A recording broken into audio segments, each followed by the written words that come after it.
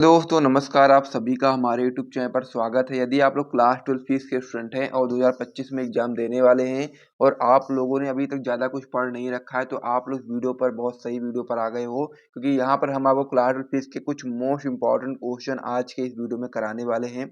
तो इसीलिए आप वीडियो को शुरू से लेकर के अंतिम तक देख लीजिएगा।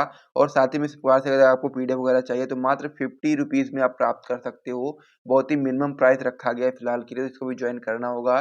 डिस्क्रिप्शन बॉक्स में आपको हमारा व्हाट्सएप नंबर मिल जाएगा, वहाँ से आप व्हाट्सएप पर मैसेज करेंगे और ऑल इम्पोर्टेंट जो आपके एमसीक्यू क्वेश्चन होते हैं, अति लघु उत्तरीय प्रश्न होते हैं, लघु उत्तरीय प्रश्न होते हैं, दीर्घ उत्तरीय प्रश्न होते हैं, सभी को मात्र आप लोग 50 रुपीज़ में प्राप्त कर सकते हो। तो डिस्क्रिप्शन में दिए गए नंबर पे आपको व्हाट्सएप पर मैसेज करना और बताना है कि आपको सक्सेस बैच ज्वाइन करना है, तो फिर मात्र आपको 50 रुपीज़ में ज्वाइन करवा दिया जाएगा।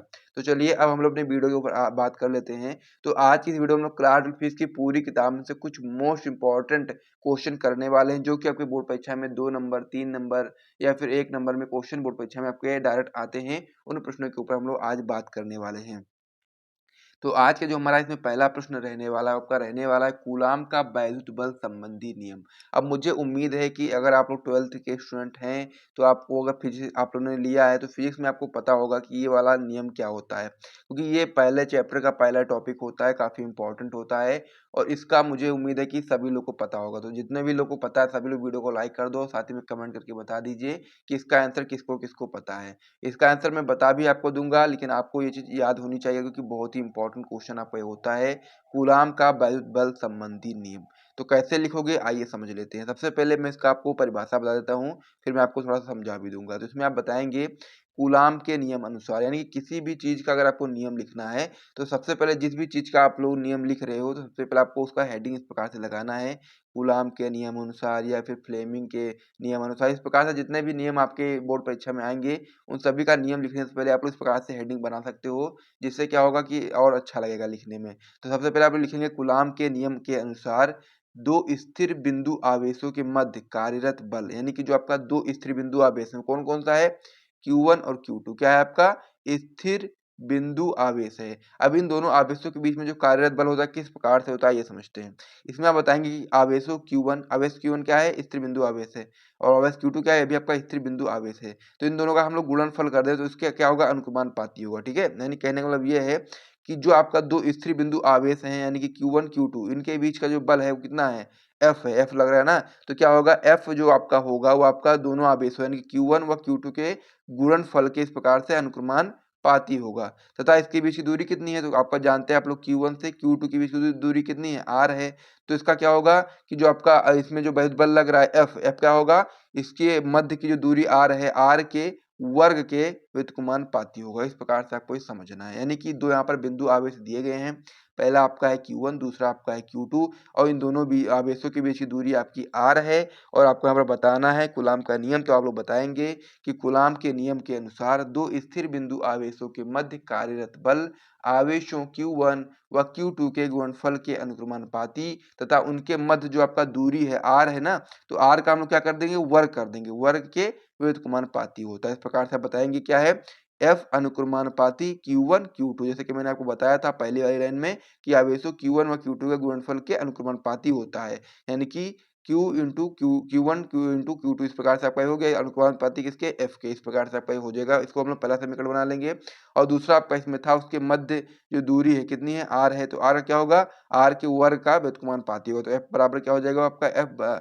F आपका हो जाएगा F व्युत्क्रमानुपाती 1/में R cube R square. इस प्रकार से आपका हो जाएगा। इसको हम लोग दूसरा समीकरण बना लेंगे। अब दोनों समीकरण को हम लोग को संयुक्त करके लिख देना, तो आपका हो जाएगा F अनुक्रमानुपाती Q1 Q2 अपान में R स्क्वायर। इस प्रकार से आपका ये हो गया। और जब आप लोग इसको हटाओगे, इस वाली चीज़ को जब आप हटाओगे, तो उसकी जगह आप लोग क्या लिख दोगे? ये वाला चीज़ ला दोगे, ठीक है? ये चीज़ आप लोग यहाँ पर ला दोगे। इसकी जगह पर आप लोग ये चीज़ लिख दोगे। तो क्या लिखोगे आप लोग? F बराबर आपका हो जाएगा 1/4 पाई एप्सिलॉन नॉट। इस प्रकार से आपका हो गया। बाकी सेम चीज़ यहाँ पर हो जाएगी। तो ये आपका सूत्र निकल कर के आ जाएगा। तो यहाँ पर कूलाम का जो वैद्युत बल संबंधी नियम होता है, इसी प्रकार से आपका ये होता है। तो इसे आप समझ गए होंगे, तो मुझे लग रहा है कि आपको समझ में आ गया होगा। तो चलिए अब हम लोग अगले क्वेश्चन की ओर बढ़ जाते हैं और साथ ही में यदि आपको यदि वीडियो पसंद आ रहा है, तो वीडियो को लाइक ज़रूर करिएगा, चैनल को सब्सक्राइब करिएगा और साथ ही में यदि आपको पीडीएफ चाहिए, तो मात्र 50 रुपीज़ में आप प्राप्त कर सकते हो। डिस्क्रिप्शन बॉक्स में आपको हमारा व्हाट्सएप नंबर मिल जाएगा, वहाँ से आप व्हाट्सएप पर मैसेज करो और 50 रुपीज़ में प्राप्त कर लो। तो चलिए अब हम लोग अगले पेज पे बढ़ जाते हैं। अगला क्वेश्चन क्या है इसमें हमारा, तो अगला क्वेश्चन हमारा इसमें हो जाता है, वैद्युत फ्लक्स से आप क्या समझते हो, इसे आवश्यक सूत्र देते हुए समझाइए। तो आपको क्या बताना है इसमें, अब आपको इसमें आपको यही बताना है कि वैद्युत फ्लक्स से आप क्या समझते हो और इसको आवश्यक सूत्र देते हुए समझाना है। तो वैद्युत फ्लक्स का जो टॉपिक होता है ये भी आपका एक वेरी इंपॉर्टेंट टॉपिक होता है, इसीलिए आपको इसको भी अच्छे तरीके से समझना है।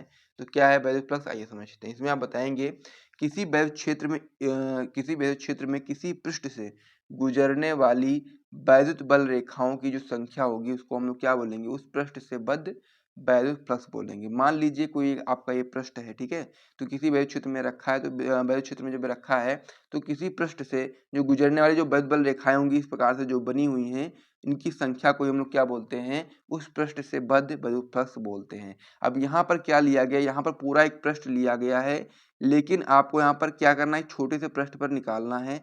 तो यहाँ पर आप बताएंगे कि यहाँ पर जो छोटा सा पृष्ठ कौन सा है, इसको हम लोगों ने छोटा सा पृष्ठ रखा है, इसको हम लोग डी ए बोल सकते हैं, और क्षेत्रफल पूरा आपका ए होता है। इस प्रकार से आप समझ में आ गया होगा कि किसी वैद्युत क्षेत्र में, मान लीजिए कोई वैद्युत क्षेत्र है, उसमें कोई आपका पृष्ठ रखा हुआ है, तो उस पृष्ठ में जो आपका एक छोटा सा पृष्ठ है, इसके ऊपर हमको क्या निकालना है, वैद्युत फ्लक्स निकालना है। तो इसमें से जो आपका जो छोटा सा पृष्ठ है, इसमें से होकर के जो गुजरने वाली जो वैद्युत बल रेखाएं होंगी, उनकी जो संख्या होगी उसको हम लोग क्या बोलेंगे, उसको हम लोग वैद्युत फ्लक्स बोलते हैं। इसको हम लोग फाई ई से प्रदर्शित करते हैं, यानी कि दर्शाते हैं। और इसको हम लोग सूत्र इस प्रकार से बनाएंगे कि यदि एकांक अनुप्रस्थ परिक्षेत्र का जो क्षेत्रफल है वो कितना हो, ए हो, तो फिर क्या हो जाएगा, फाई ई बराबर आपका हो जाएगा E vector dot D A vector. इस प्रकार से आपका हो जाएगा, ठीक है। जहां पर आप लोग देखेंगे तो क्या होगा, ये आप लोग हटाओगे यहाँ पर, तो आपका इस प्रकार से आपका हो जाएगा फाई बराबर E D A cos theta. इस प्रकार से आपका ये हो जाएगा।